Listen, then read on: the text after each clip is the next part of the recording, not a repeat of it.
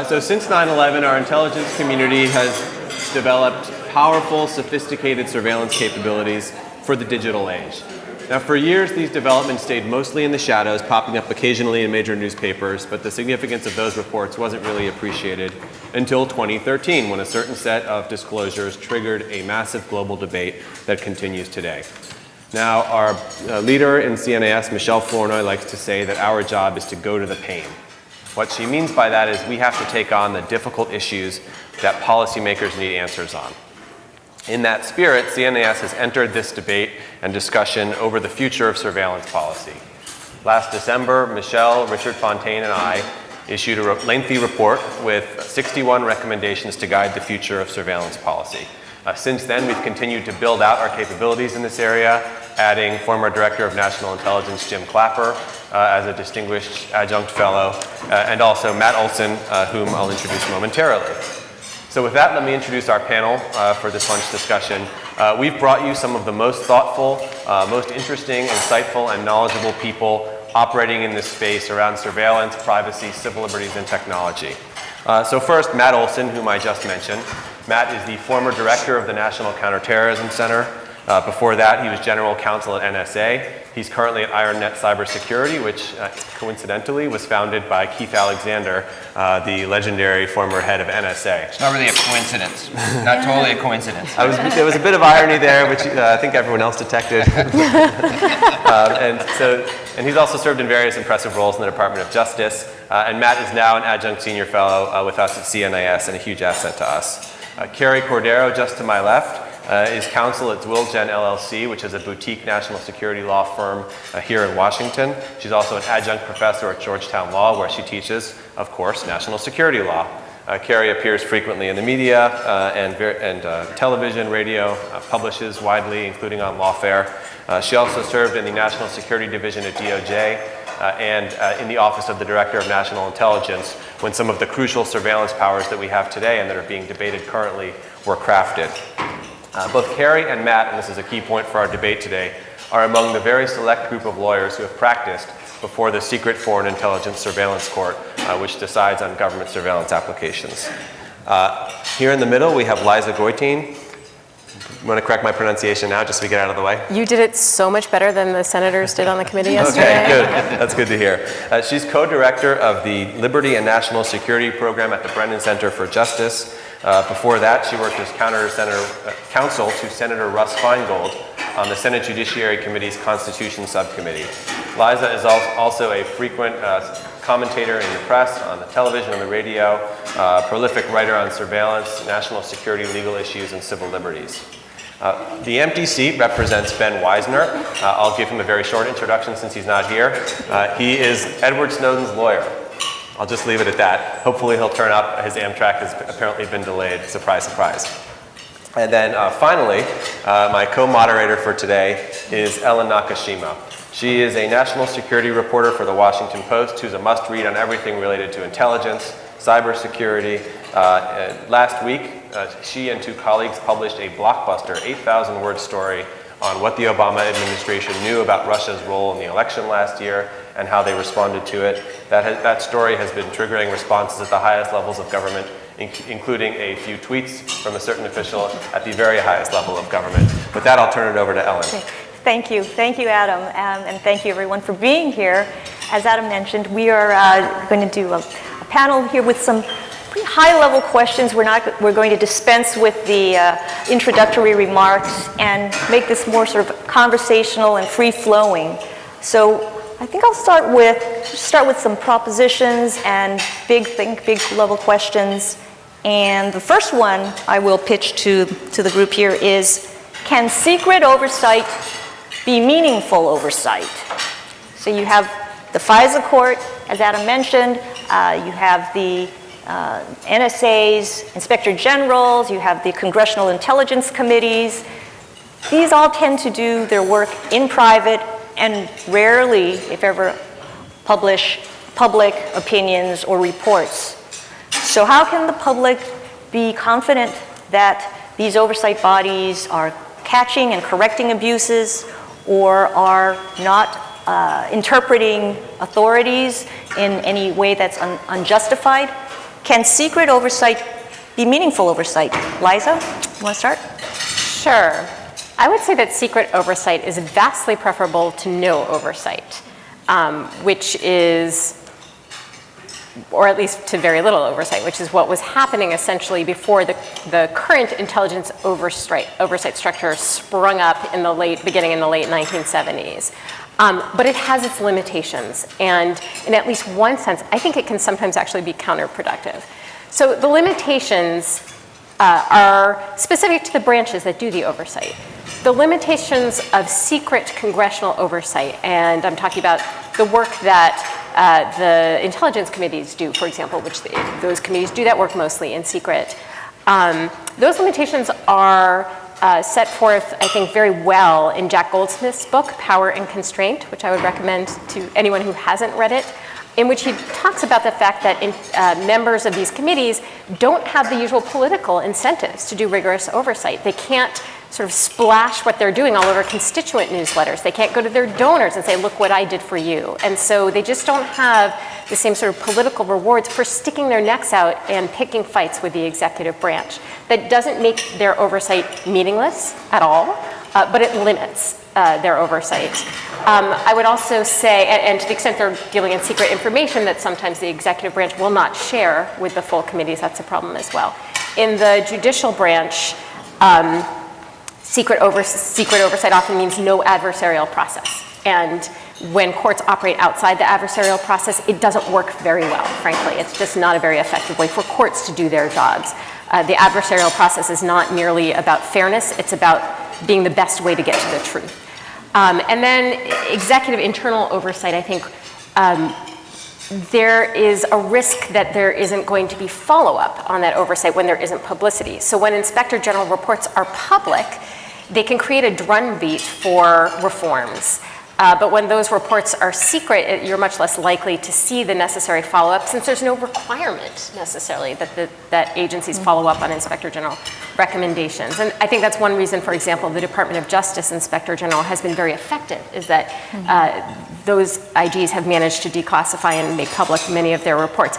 Just very quickly, the one way in which I think sometimes it can be counterproductive is that I think that the existence of these oversight mechanisms and the deployment of these mechanisms can sometimes give lawmakers the confidence, or in some cases the cover, to support executive laws that allow what I would consider to be overreach, because they will give substantive authorities that they might not otherwise feel comfortable giving, saying it's okay, the inspectors general are going to look at it, so we don't have to worry. Matt? Sure, I agree more or less with what Liza said. I mean, I do think it's worth going back to, as Liza said, the difference between secret oversight and no oversight. If you go back to the 1970s, before the real reforms that were put in place following the Church Committee and all the abuses that were uncovered through the Church Committee, you have a situation, really, there was almost no oversight of executive branch intelligence activities. In fact, there's this great moment in one of the hearings in the Church Committee where an NSA official, a top official, is asked about the review that they undertook of the legality of those activities, and his answer was, well, we really didn't think about that. Which is kind of an astounding thing, and I'll tell you that it's very different, having served as NSA General Counsel, very different to how the agency operates today, where I and our lawyers were involved in every significant decision, policy, legal, operational decision that the agency was making. And that's really a function, in large part, of the changes that were put in place in the 1970s, where you had three branches of government involved in the oversight of surveillance activities, in particular, the FISA court, the congressional intelligence committees, and then executive branch oversight through general counsels and inspectors general. So as I think about it, I do think that, I think this sort of follows on Liza's point, which is the features of effective oversight, even in secret, have to be, one feature has to be the separation of powers, that you separate the oversight responsibilities among the three branches. That's something that was achieved with intelligence oversight now, as well as making sure that there's sufficient disclosures required in order to inform that oversight, and then resources are given. So, for example, you don't have committees with no people to actually do the oversight. So there has to be resources behind it.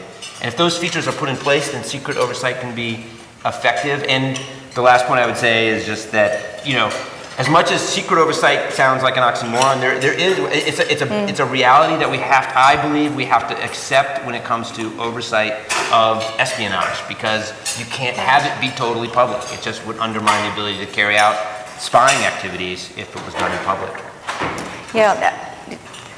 So there's also the issue, though, of isn't there a sort of like agency capture on the committees? If you're an intelligence committee and you're conducting this oversight all the time, you're in with the intelligence agency, you're getting to understand really in depth what they're doing, why, how important it is. You start to see things from their point of view, and because often you can't reveal what they're doing to the public, is there a risk that you become captured in a sense by their mindset and are not willing to, blow the whistle on something that might be slightly, problematic? What do you think, Carrie or Matt? Well, we're talking about a couple different types of oversight, right? So there's the executive branch piece, which is the internal executive branch oversight. And what are we talking about oversight of? We're talking about intelligence oversight of classified surveillance activities that are intended to collect foreign intelligence information. So information about espionage, information about national security, information about foreign affairs. And so this is all information that is traditionally in the classified realm, and so the question is how do you do effective oversight of that type of activity that is by necessity needs to be closely held. On the congressional piece, I think what we've seen is that the membership and the leadership matters, who the leadership is of the intelligence committees. So I think in all of our experience and in our government experience, we've seen chairs and co-chairs that work effectively together to conduct serious, robust oversight. And then there's other tenures on the committees that I think reasonable observers would look at and question whether or not they are committed, those individuals are committed to conducting effective oversight. But I think what we're really sort of struggling with in this current environment is a real questioning of whether the deal that was struck in the late 1970s, which designated to the congressional intelligence committees that they were going to be the committees, the House Intelligence Committee and the Senate Intelligence Committee, that they were going to be the intelligence committees that were going to do oversight of these types of issues on behalf of the rest of Congress, which of course then is representative of the public. And where I think we're seeing stressors right now really goes to the very legitimacy of that process. Are there other members of Congress who want to be better informed about issues regarding surveillance and privacy and national security because they're going to have to vote on legislation? And are the members of Congress and is the public satisfied with delegating this authority purely to the intelligence committees, or do the intelligence committees and the executive branch need to do a better job of informing more members of Congress regarding how the intelligence community is doing its work? Not necessarily at the same level of detail, but more than perhaps what's been done in the past. And can I just do a quick follow-on to that, which is that under the National Security Act, the intelligence committees are not only supposed to be the proxies for the rest of Congress, they're supposed to be the gatekeepers, and they're supposed to keep the rest of Congress informed about what the rest of Congress needs to be informed about. And there are questions out there about whether that part of it works as effectively as it should.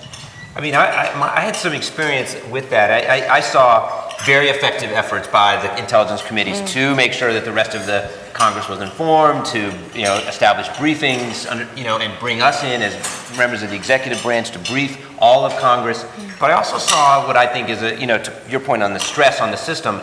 I saw members of Congress, for example, say, "I don't take classified briefings," and it makes it pretty hard, despite making efforts to inform members of Congress about the nature of activities that are taking place by intelligence agencies, if they refuse to accept classified briefings. And the system doesn't work very well if you have that. So I do think there needs to be, and I think we've seen in the last few years, the need for more effective efforts within Congress to understand what's happening outside of just the intelligence committees, which are well informed, but by all of Congress. So to be honest, it not only it protects the American people, obviously as the representatives as Congress is the representative of the American people, but it protects the intelligence community as well, which is looking to have Congress know what's happening so that that there's that protection by having exposed that information to Congress. One of the best examples of that was maybe the bulk collection metadata program by the NSA, the Section 215 of the Patriot Act,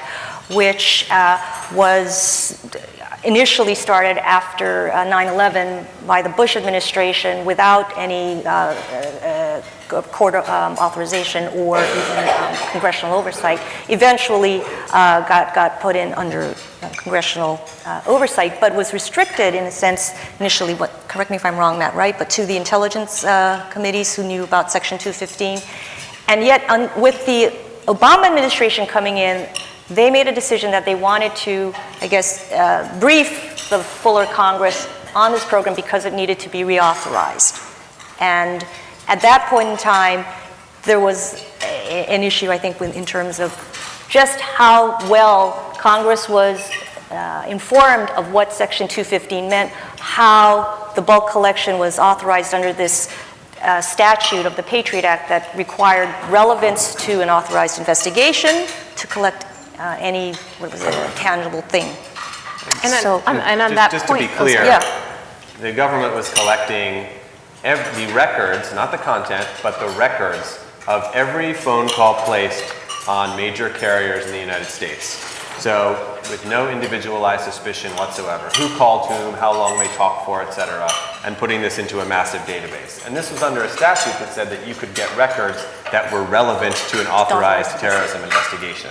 So there's a quite reasonable argument there that this was vastly larger than any member of the public would have understood it to be based on what the law said. And to be clear also, the information that was made available to Congress under the Obama administration was a fairly short memo, not sort of the actual, not the FISA court opinion on this, and not just a fairly short memo, which was eventually released and was surprisingly understated about what was happening and some of the problems that had been experienced in implementing it. Those were delivered to the intelligence committees. The intelligence committees were asked to make it more widely available, especially on the House side. That did not really happen in any meaningful way. So this was not an example of that system of distributing things through the intelligence committees working very well, even though sometimes I'm sure it does. Yeah, I just have to, this has been recounted a lot, this issue about the bulk data collection and what was told to Congress, and there's lots of information out there about it, but for my part, Ed can speak personally, I was involved in attending briefings, this is pre-Snowden, for all members of Congress, where they were all invited to come and hear and ask any question and talk anything they needed to know about 215. So I sort of take issue with the idea that there wasn't any opportunity for members of Congress to know exactly how Section 215 was being interpreted and how it was being implemented. Some of them didn't avail themselves of the opportunity. Absolutely. Well, some of them couldn't. Some of them didn't have the available classified staff available. And that's another problem, is the way That's that... an issue maybe with cleared, staff. not classified staff, cleared staff. Staff clearances is a huge issue when it comes to access to this kind of information on the part of a lot of members who are not on the Intelligence Committee or the Foreign Affairs Committee or the Judiciary. If I can just add a little bit, just to kind of to make a bigger point that I think comes off of what the 215 debate then led to, which then it led to legislation, which is known as the USA Freedom Act, which changed how that collection program worked and mandated more information being publicly available regarding the court, the Foreign Intelligence Surveillance Court's consideration of those types of issues. So issues that are larger in scope or that are novel under the law. And so what I think that experience did is it did change the expectations regarding not only what would be available to Congress, but what would be available to the public and to scholars and researchers who follow this area of law and policy. And it really did move us forward, the national security community forward in terms of the transparency that's provided regarding legal opinions and intelligence community efforts to be more public about how their oversight works, what the legal authorities are, and how they're implemented. That's still a work in progress, but I do think that the debate over that program that you were describing had ended up moving us forward on the yeah. transparency But, front. but really quickly, but just on this question of the effectiveness of secret oversight, it is notable that that whole debate and USA Freedom did not happen as a result of the 2009 notification of Congress in classified briefings of bulk collection. It happened after Edward Snowden revealed this program to the public. Once the public knew about the program, then there was debate and change. So you just teed up the next question, which is a proposition, and maybe, hopefully Ben will come in on this too, but in practice, agree or disagree? In practice, whistleblowers or leakers are a vital check on government surveillance powers. Edward Snowden and the bulk collection program being the marquee example. So, Well, let's all right, go you don't want first. to feel it. Go ahead. Yeah, it's complicated. It's complicated. Yes, as a general proposition, whistleblowers serve an important, vital role in keeping the government honest. I think that's a proposition that I can agree with. And I think it gets more complicated when you look at individual whistleblowers, with individual leakers. Some are, some have served an important role over the years in exposing government abuses and excesses. The deputy director of the FBI, who was Mark Felt, who was Deep Throat, is one of the more famous whistleblowers or leakers in history and made a significant impact, and I think in a positive way. I think, there are others, I think, they leak for various reasons, right? So there's an FBI contractor at Quantico who leaked information about a bomb sent by Al-Qaeda to blow up an airplane. Right. So that was he's serving a long sentence for that. Yes. Go over to that. I'll pick you up. In terms of surveillance powers. I think it's important to distinguish, what people's motives are, Sure. and under what circumstances they're leaking. And I think I don't think we necessarily want to have the debate in this room about Snowden, traitor or hero. Like that's an old, and I'm tired of having that conversation, to be honest. But now that Ben's here, We just, so we just in time, we're having this discussion about leakers, and so anyway, I think it's complicated. But I think you got to look at the individuals and what the circumstances are around the information they've leaked. And so the question is, are leakers in practice a key check on surveillance powers? And if so, how do they fit into the broader way we review these things as a society? If you would like to take a minute to catch your breath, I can just go for a couple minutes. No, I'll start if that's okay. Okay, Yeah? go nuts. So, a few weeks ago, I was on a panel with David Sanger from the New York Times. And he was describing to the audience at Columbia University how, when he's away from his phone now for 48 hours, he comes back and can't keep track of all the documents that have been leaked to him by people in some parts of the administration. And he was speaking in particular about early in the administration when we kept reading articles about draft executive orders, trial balloon executive orders, including that the CIA black sites were going to be opened up again. When he would publish articles based on these leaked drafts, there would be a public debate, there would be a pushback, and more often than not, the executive order would not be published. And so what you had in those instances was unauthorized leaks to a prominent reporter, replacing the interagency process that an ordinary administration would go to before putting out an executive order like that. And his question for the audience was, does anyone want to make an argument that these leaks are not good for democracy, these particular ones? And what would that argument be? And I guess the way that I would say that in a slightly different way is, if we look at the last 15 years, roughly the period in which I've been involved in this work, and we think about what we would not know if the only thing that we knew about national security policy was what executive branch officials officially wanted us to know. We wouldn't have known in 2004 and 5 about the Bush administration's practice of warrantless NSA surveillance, a story that was broken by Eric Lichtblau and James Risen of the Times.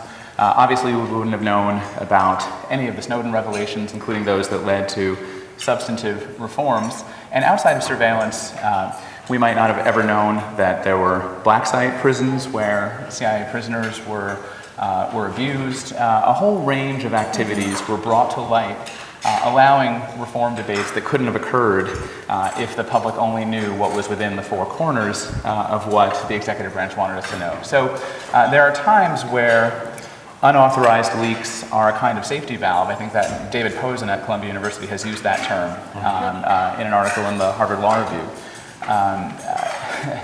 A kind of system response to the problem of overclassification that allows the public to have a debate that it wouldn't otherwise be able to have. So there's a hidden question, though, here, which is who decides? Yeah. Who decides what information needs to come out through that safety valve and what needs to stay secret? Right. So the people's representatives that have decided, made one decision, and then one individual takes another decision. Now, on the substance, it's possible that the group could be wrong and the individual could be right. But what is the argument for the individual's right to decide from the perspective of democratic legitimacy, representative government, and so So forth? maybe I'll take a crack at that also, since I'm late to the table. I think it's a hard argument. I think when you really drill down on the question, who is in the best position to decide, you come up with no good answers. Saying that the president should decide seems to me illegitimate for a number of reasons, although it has the appeal of his Legitimate having... or illegitimate? Illegitimate. Having been an elected official. But if the president controls the information that we have by which to judge him, and the information that we have by which to decide whether or not to vote for him, that can't be the whole answer to the question. By the same token, you don't want a system where every 20-something-year-old person decides for herself or for himself and substitutes his or her own judgment for the judgment of everybody else. The least worst way that we've come up with dealing with this problem, as Rumsfeld would say, is to put the media in between the unauthorized disclosure and the public receipt of the knowledge. And so a model in which the leak goes not straight onto the internet, but to a news organization that exercises some editorial judgment, that in cases of national security consults with relevant government officials before publication, should probably, in all instances, as you do, I'm sure, doesn't always accept the government's veto requests, sometimes accepts them when it shouldn't, as the New York Times did in 2004, sometimes publishes things that the government really wishes that it wouldn't publish. I don't know that we've come up with a better way than that of trying to manage the... we're talking about two interests here, right? We're not just talking about national security and national defense. We're talking about self-government. And when those two things are in tension, we're going to have only imperfect ways of reaching some kind of balance.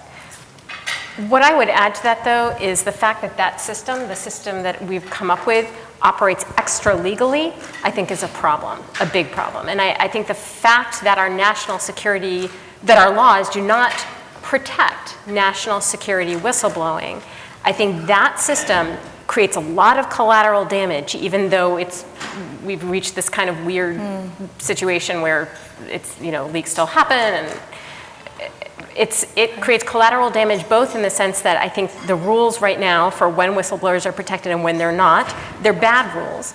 But the alternative to bad rules shouldn't be no rules, right? It should be better rules. And right now we're in somewhat of a no rules situation where I think there is a risk that national security information that should be protected won't be protected and the baby could get thrown out with the bathwater, let me put it that way. So that's the first concern, collateral damage. The second collateral damage is people who reveal information that actually has no harm to national security, that they do so in order to serve the public interest, go to jail. So that's another form of collateral damage from the current system. And the third, which in some ways is the most important, is talked about the least, is that we end up spending so much time talking about the messenger that we don't talk about the message, which is usually more important. So, that wasn't the case for bulk collection, but it certainly was the case for Reality Lee Winner and her leak of information about Russia trying to hack into local election systems. If you look at the coverage of that, how much more time do we spend talking about this woman, maybe because her name is funny, and what her fate should be, instead of talking about Russia emailing, doing a spear phishing attack on how many people here know how many local election officials had a spear phishing attack? I happen to know that's 122 because that's what I was focused on, but you all know Reality Winner's name. Is that really, that's collateral damage too. Absolutely. And speaking as a member of the press, I agree that we are struggling at all times to both to help inform the public, to get at the truth, and at the same time protect our sources who speak to us because they feel that there is something important on surveillance, on Russia, on Trump, whatever it is, that needs to get out, but yet, we know that they could be,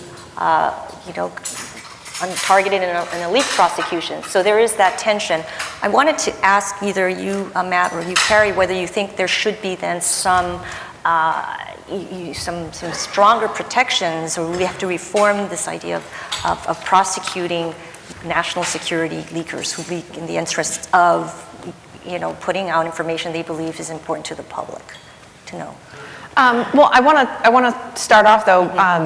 I'll cover that in a second, but I want to start off just by taking the opportunity to clarify the difference between whistleblowers and leakers, because right now we are hearing and reading and watching TV discussions all the time about leakers, and leakers and whistleblowers are not necessarily synonymous. Whistleblowing, not just in the national security context, but pertains to individuals who are exposing wrongful or wasteful or wrong behavior or activities that are going on within the government. And there are laws that protect whistleblowers. There are channels that are established in government agencies for how individuals, even in the intelligence community, can report through channels where they do enjoy some protections in order to report to other authorities wrongdoing. And if they are unsatisfied with the process that they can go through within the executive branch, then they can also go to Congress. Leaking, we are hearing a whole bunch of different descriptions of it, and there's a big difference between leaking classified information. In other words, an individual who's in a position of trust, who provides classified documents either to a member of the media or to some website that gets published, and leaking what Ben was describing, which is an unclassified draft executive order. Yeah, and but so, the leak of Section 215 was classified. The FISA court order was classified. Sure. No, but I'm just trying to draw it back a little bit, because we're hearing this language used, and we're hearing the phrase leakers be politicized in a way that there are differences between each of these individuals, each of these cases, each of the types of information that are being reported. Whether or not the law doesn't criminalize the leaking of classified information, right? It criminalizes the leaking of national defense information. And I think it would be hard to argue that a draft executive order about CIA operations wouldn't be national defense information, right? I mean, I think that the government would certainly say that it is. Wouldn't the CIA make that argument? Well, I think the cases that we see that are broad in terms of prosecutions of individuals who are quote-unquote leakers are leakers of unauthorized disclosures of classified information. Right. Those are the prosecutions that we're seeing. We're not seeing people, and that's why I'm concerned about the political discourse that is accusing former government officials, for example, of being leakers when they're dealing with unclassified documents that are, the difference being that when a classified document is revealed publicly, then that, by definition, causes some sort of harm to national security. Yeah, I would agree. And what you said also touches on another issue with our whistleblowing laws, our whistleblowing protection laws, which there are no statutes that actually protect intelligence community whistleblowers. There are laws that say that they can go to Congress, but those same laws don't actually protect them if they do that. And there's an executive order with a very uncertain future that has some limited protections for limited classes of intelligence officials. But there are no whistleblowing laws that protect the disclosure of information that has overriding public importance. So it's only information that constitutes evidence of government waste, fraud, or abuse, or illegal conduct, and that may be necessary. I mean, it may be that we need to keep the definition of whistleblowing limited in that way to avoid a free-for-all, but I will say that there are situations where information has been classified that clearly should not have been classified.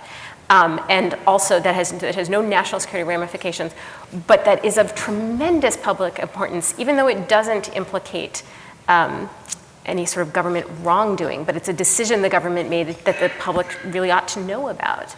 And we don't have any legal mechanism for getting that out to the public. And I don't know the answer to that. Well, so just one thought, which is to agree with you, lies on the sort of pressure valve issue, which I do see there are limitations to the existing whistleblower laws.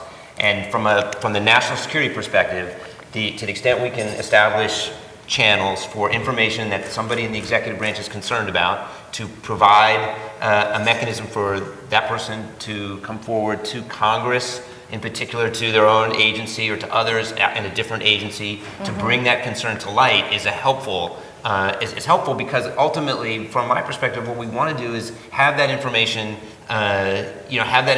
looked at by people who are responsible and accountable, but not have it dumped on the internet. And as much as I trust you, Ellen, and I do trust you pretty much, not totally, but I do trust you. The reality is that the traditional established press is not playing in all cases the gatekeeper role that you talked about, Ben, because I agree with you. That's probably the best system we have for really this problem, because we're not going to totally resolve it one way or the other because we have conflicting, fundamental values at stake. But the reality is that, with WikiLeaks and other sources of being able to put information out in giant dumps, there's nobody playing that gatekeeper role. And I would say, just in my own experience too, to sort of validate the role that you and your colleagues have played from the executive branch perspective, I've had those conversations with reporters where we've talked about, this is a really important source of information. This is particularly sensitive. Please don't publish that. And I've had members of the press be very responsive to that. So let me just make this even harder, and this is a really hard problem. When we think about whistleblowers, we imagine somebody uncovering some hidden episode of misconduct that, when it's brought to light in some way, either to a superior high enough in the chain of command or to a member of a coordinate branch like Congress, action will be taken.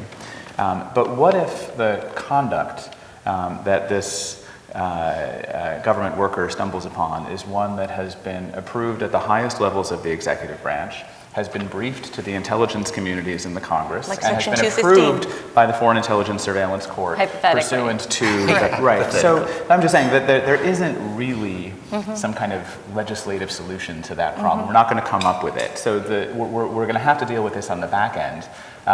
In a criminal prosecution for the leak of that national defense information, are we going to account for the enormous public value, perhaps the weak rationale for having classified it in the first place? Exactly. Can that actually be weighed when we're trying to assess the degree of criminal liability? And the problem is that the current legal regime doesn't distinguish between someone in that situation and someone who sells the same document to the Chinese government. But why did you say we can't deal with that legislatively? I mean, why is the answer not to put either an affirmative defense in the Espionage Act? Oh, yeah, sorry. In that sense, I didn't mean comprehensively you couldn't deal with it legislatively. I mean, it wouldn't be a whistleblower protection law. It would be modifying the criminal law to allow an affirmative defense. Yes. Or changing the whistleblower protection laws to include protection against a criminal prosecution, which right now, if you blow the whistle, you can't be, even under the executive order governing the whistleblowing on classified information, you can't be fired, but you can be put in jail for 35 years. That doesn't seem like much of a protection. So the USA Freedom actually had a provision in it for any significant interpretation of FISA to be made public by the court, to be at least some high-level summary should be made public. Now, whether or not that's going to happen, we'll have to see going forward. But I still remember Jim Clapper, the now former Director of National Intelligence, saying that he thought, in the end, we should have had a public debate about bulk collection in Section 215, and maybe that would have, before Snowden leaked, and that could have averted the whole mess. Do you think that that the intelligence community now has, learned a lesson, or has sort of imbibed that, and maybe culturally has changed to say, if we want to ever do something like this again, rather than doing it in secret, in the FISA court, let's first have a congressional debate? Well, so this kind of goes back to the earlier conversation about secret oversight, and I do think one of the, I think, look, it's always evolving. And I do accept that we need to continue to address how we can be better at informing the debate and protecting classified information and protecting our national security. And I think one of the lines that has changed is this idea that interpretations of law would be secret. And I think that that has sort of shifted. And I think if you could point to something that's changed, it's that when the government undertakes an interpretation of law, then that should be publicly described and can be publicly described without imperiling sources and methods. And I think that's an evolution over the past few years. That's an important one. And does that release some of the pressure, on this? Maybe, but going back to he who shall not be named, there are thousands and thousands of other bits of information that have nothing to do with Section 215 that were disclosed about U.S. capabilities around the world that aren't about interpretations of secret law or interpretations of 215. And then the other thing I would say is, if I may, for another moment, is what I always come back to when I think about 215 in particular is which is the NSA's collection of all the telephone call records of everyone in America, basically. That this debate was happening within Congress, under the rules that we had been given, with people like Senator Wyden, very concerned about this interpretation of secret law, and he was talking about that. But what he wasn't able to do is to convince his colleagues on the Intelligence Committee that this is something that needed to be disclosed or voted against, even, which was the system that was established for having that conversation and having that debate. And he had that debate within his own committee, and he was unsuccessful in convincing his colleagues. Which goes back to secret oversight. Right. Because as soon it as could the not public survive public scrutiny. Yeah. Public scrutiny in the manner in which it occurred, which was in the very sort of, in my view, sort of inflammatory and sort of skewed debate that occurred in the sort of, spectacular way that this information came to light, which means to me, a better course would have been for the government to have anticipated that possibility and had a more rational debate, and I think it might have come out differently. I guess I wouldn't call a 100-page decision by the Second Circuit Court of Appeals something that occurred in an inflammatory atmosphere. That's fair. So you actually had a secret court process where the court heard from only the government, ruling for the government, and then an open court process where it heard from us, also coming out the other way. And by the time Congress legislated the Freedom Act, more than 2 years had gone by, and there was the kind of debate that probably should have occurred in the first place. Great. I think it was really interesting, too, when the Director of National Intelligence said, we should have just come out with this information, because if we'd done that, then probably the public would have supported it. That right there said to me that it wasn't really classified for overriding national security reasons. He wouldn't say that about the nuclear codes. He said, well, we should have just released the nuclear codes, because then we could have... Because you don't release nuclear codes. But he was basically saying, we thought the public wouldn't support it, so we didn't release it. I don't think he was saying that. I do think it's not so black and white as nuclear codes and sort of your daily schedule. It was a harder call, I think, on the classification of the legal argument, to the extent to which the argument is the extent to which a legal argument exposes information that would allow your adversary to avoid, the surveillance, basically. And that's what I'm kind of saying here is I think that has shifted to the point where legal decisions, legal arguments the presumption should be that they can be publicly described without imperiling the sources of evidence. So I think I would add to that, and by arguing that not only has the recent years' experience over the bulk telephone collection program, over the Snowden disclosures, and other leaks of information, not only have they affected decisions about releasing legal opinions, I think what we're going to see going forward is actually a change in the way that the intelligence community and the policy leadership evaluates the actual collection that's going to be done. And I see that for a few reasons. Number one, I think it's because the nature, first of all, the volume of the information that is collected is very different from the late 70s, the 80s, the 90s, in terms of the way that everybody communicates and the differences and the privacy implications of that. So the volume of communications that are potentially collectible under these authorities have changed. The nature of the information, the texting, the emails, different chat apps, all these sorts of different modes of communication that are exploding every single day are changing the nature of what surveillance can potentially obtain. And two, the risks are different now in an environment of incredible volumes of information being leaked and because of the risk of cyber attacks or hacking of potential information. So the risks of doing certain types of surveillance activities are also now very greater and very differently, certainly from the time when I was handling foreign intelligence surveillance matters in the mid-2000s even. So that actually is a great lead up to the next proposition, which is agree or disagree. It is inherently dangerous for the government to store large volumes of Americans' electronic communications in searchable databases, such as the old Section 215 bulk collection, well, the metadata database. Well, so I'll start off and then Right. tee it back up, because that is, I mean, that's sort of what I was getting at, is Yeah. where I can't agree or disagree, but I think that the risks are different than they were certainly in 1978, when surveillance, we were just dealing with phone types of communications. As the technologies evolved and the surveillance, what it was targeting, changed, I think the risks are different now. And I do think that there have been leaks. For example, we've seen public reporting regarding leaks of sensitive NSA technologies and how the NSA does its work. These types of leaks put a greater burden on the government to provide assurances that if it's going to collect certain kinds of information, it better be able to protect those types of information. So I think it changes the risk analysis, and I think it also changes the burden on the government to demonstrate its ability to protect information if it's going to go ahead and collect it under lawful authorities and for valid national security purposes. Ben? Yeah, so in 1978, the cost of storing 1 gigabyte of data would have been well over $100,000, and now it's pennies.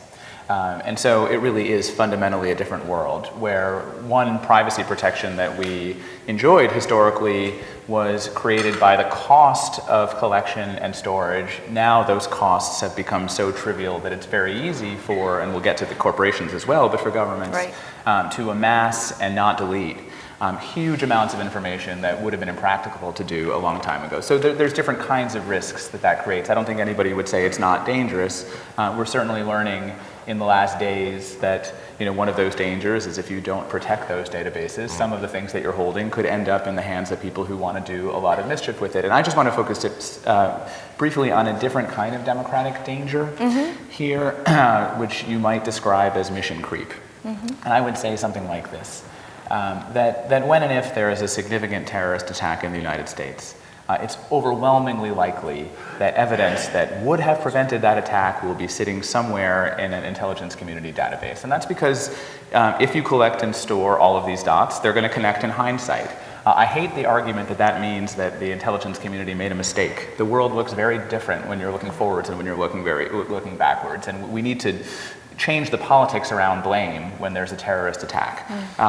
What I worry about, though, is that this will be an opportunity for people in government to say, but for your rules about what we're allowed to query and what we're not allowed to query, we would have been able to find the evidence that would have stopped this attack. And so the current regime under which this was collected for very narrow purposes and can only be viewed a few hundred times a year is going to be opened up, and this information is going to be made available to criminal investigators and to more or less what we saw with the Patriot Act after 9/11, which tore down the wall between criminal and intelligence investigations, that we're going to open up these boxes that have been collected for anti-terrorism purposes and use them for a broad range of purposes. Let me just ask you, though, if that information had been in a government database, and it might not have, it might have been sitting in a company's database, but if it had, would you not have wanted to stop the attack?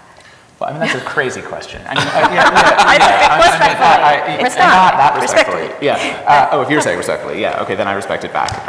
I would have wanted to stop the attack.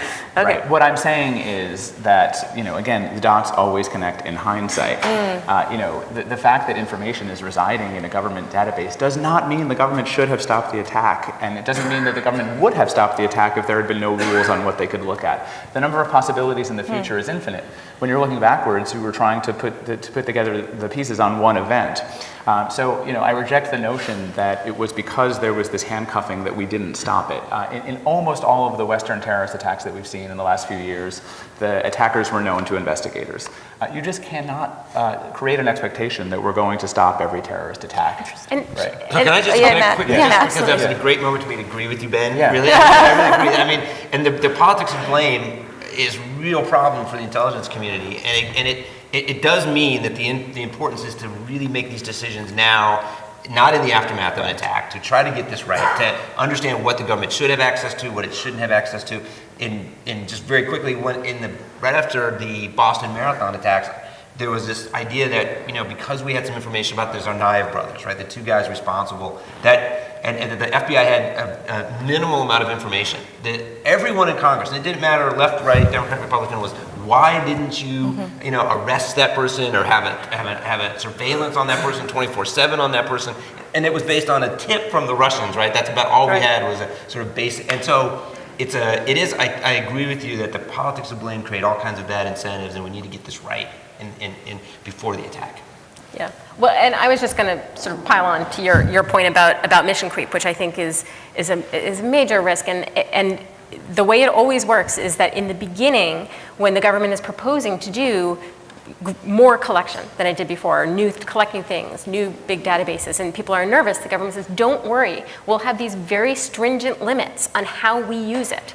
You can rely on those limits and that will protect you. And then a couple years later, the policy changes, they want to get rid of those limits, and then when people say, but those limits were what were protecting us, they say some version of, and this is, I can give you a specific example after I tell you this, but some version of, well, once we've collected it, we can use it for any lawful purpose, or don't you want us to prevent the terrorist attack?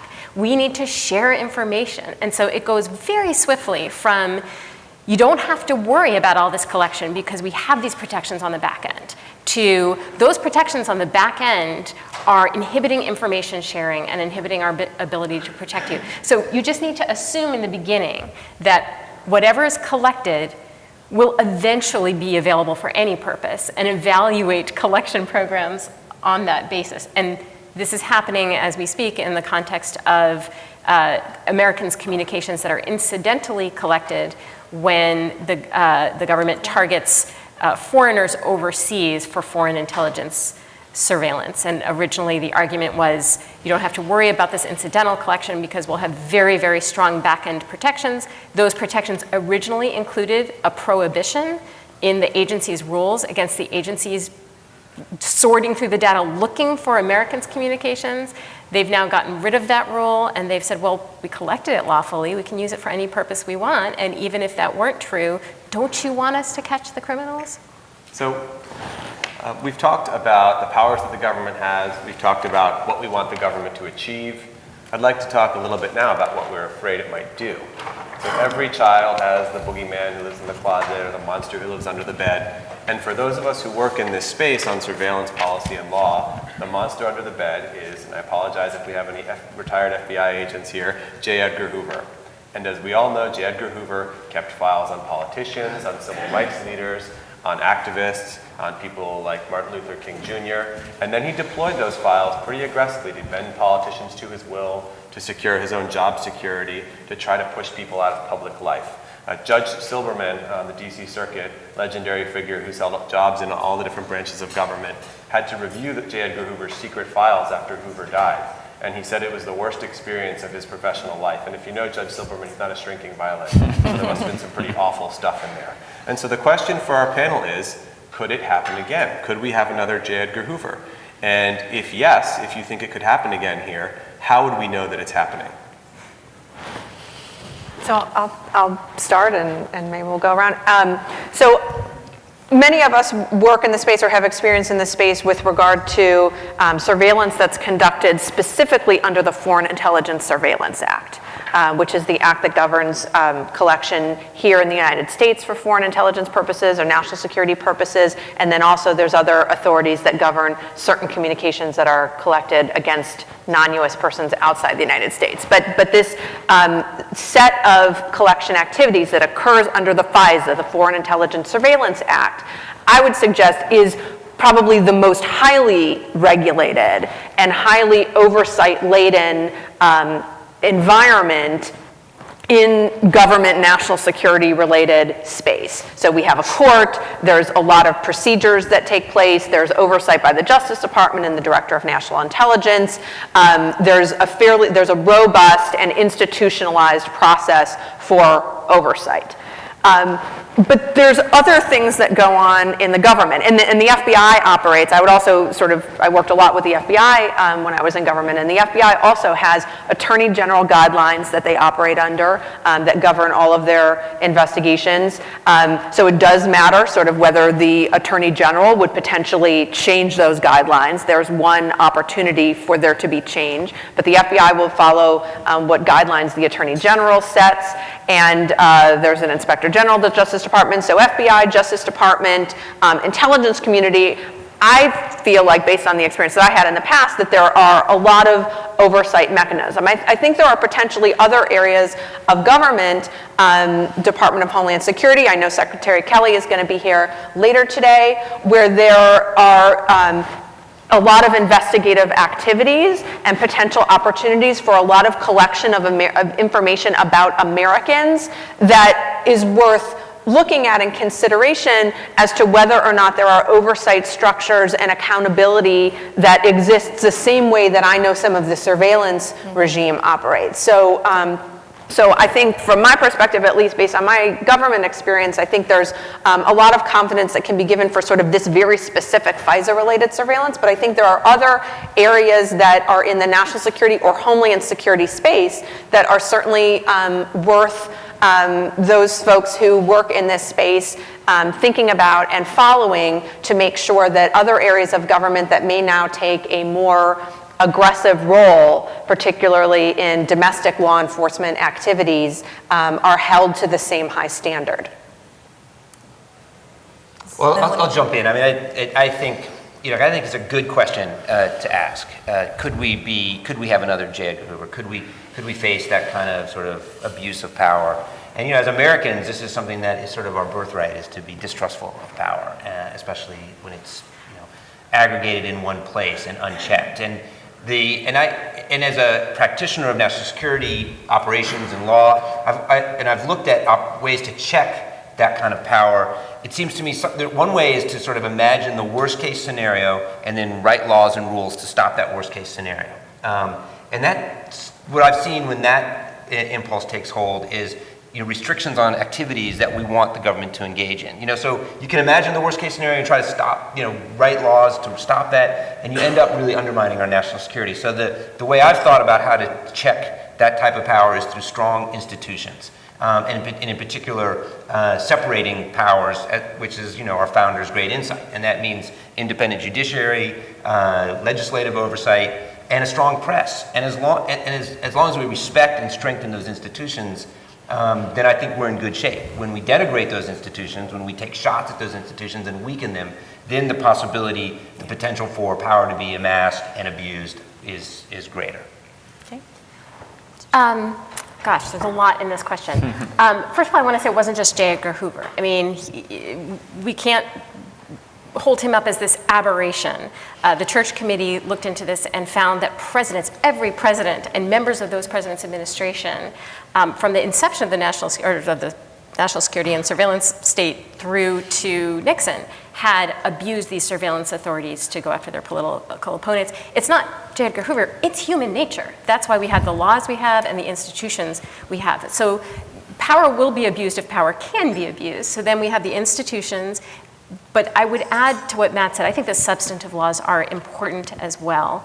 I think the greatest check that we have had on political abuse of these powers has been the principle that's been enshrined in a variety of different laws and policies, again, after the Church Committee, that the government should not be able to collect Americans' information unless it has individualized, fact-based suspicion of wrongdoing.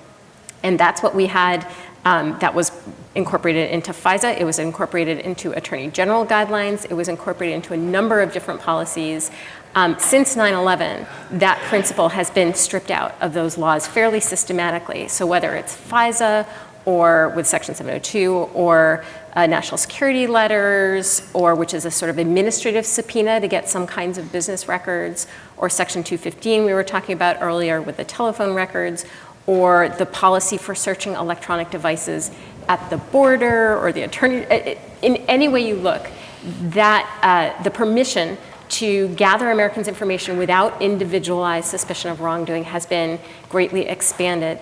I think that I worry about that just as much as I worry about what I also see happening to the institutions, which I think are in their own way under attack. I think right now we are heavily reliant on a culture of compliance in these agencies. That culture of compliance was a result, kind of sprang up over time as a result of the institutions and laws that were put in place after the Church Committee. As those institutions and laws become weakened, systematically, I worry very much about what will about that the culture could follow, because we're relying on that very heavily now. So I'll be very brief on this one. There was a very interesting exchange in a Senate hearing yesterday where Senator Lindsey Graham was adamantly insisting that the intelligence community disclose to him whether it had recorded conversations that he had had with foreign leaders, and was getting increasingly frustrated when he wasn't getting a straight answer. I don't think that what Senator Graham was suggesting was that he was being personally targeted for surveillance. I think he was reflecting what might be the dangers of more or less passive collection systems that just by routine and by design collect all kinds of information. Now, in Hoover's era, he needed teams of agents to assemble these dossiers, and now for every single person in this room, and I would include every member of Congress and every judge, there is somewhere a database of ruin, a collection of information that was not in any targeted way amassed and combined about that person, the release of which would cause tremendous harm. So we just have a different risk environment because of technology. And we're seeing some of this when there's a hack or when there's a leak, and people's lives get turned upside down, even if they weren't personally targeted here. I'm surprised that no one has said the name Trump in response to this question, but I will admit that given that environment with so much information sitting in private and government databases, I was very nervous at some of the names that were being considered for Attorney General and FBI Director in Trump land. It did actually make me think that we could go back to an earlier era of abuses. So your mention of the big databases that could contain sensitive information that are being amassed not only by the government but also by companies like Google and Facebook brings me to the question, which is the bigger threat to Americans' privacy? Government surveillance or companies like Google and Facebook? Or being hacked by Or a being foreign hacked. intelligence service and having your stuff put online. Or all. Yeah, I mean, I think one of the answers that I sometimes give to this question is that we're looking at different threats from these entities. At least at this point, Google and Facebook can't deprive us of liberty or life, which is something that government can. And so there's a different kind of coercive authority that can be brought to bear. But actually, briefly, I think I want to focus on a real similarity. I think we asked the word privacy to do a lot of work in this kind of question, but we're really concerned about a lot of different things. And one of them is about power and abuse of aggregated information and fairness. What happens when institutions, whether they're corporations or whether they're governments, have a lot of information about us that they're processing in secret and making decisions about us that are not transparent and that affect us that are not easy to challenge. And so one example of that people will have encountered is a mistake on a credit score and the sort of Byzantine process for trying to get that fixed, and even understanding how that might have come about. And I think that one of my concerns going forward is that we're moving more and more towards a world of scoring, where again, very important decisions will be made about that affect whether we can get a job, whether we can get bail, what line we're in at the airport, that combine private information and government information, where for various reasons, some involving national security, some involving trade secrets, we're not able to get the kind of due process that we'd expect when these kinds of decisions are being made about us. I think it's scary that you said that Google and Facebook don't have the power to take away our life and liberty yet. So that I noticed that. Maybe you know something we don't. But so I basically agree. You look at the amount of information that's being collected, and I think the difference right now that I focus on that makes the government in some ways more of a concern is the ability to act on the information. Because in comparison, the amount of information that's collected about us by private companies is far greater. And then you look not really into the future and you think of digital assistant devices in our homes, like Alexa and Siri, and or smart televisions that are always on, recording all of our conversations in our homes, and I worry about that, and I think all that information that it does. I think you're right to say privacy does a lot of work in these conversations. You got to really focus on what you mean when you talk about privacy, because we've relinquished so much privacy to private companies, and it's in.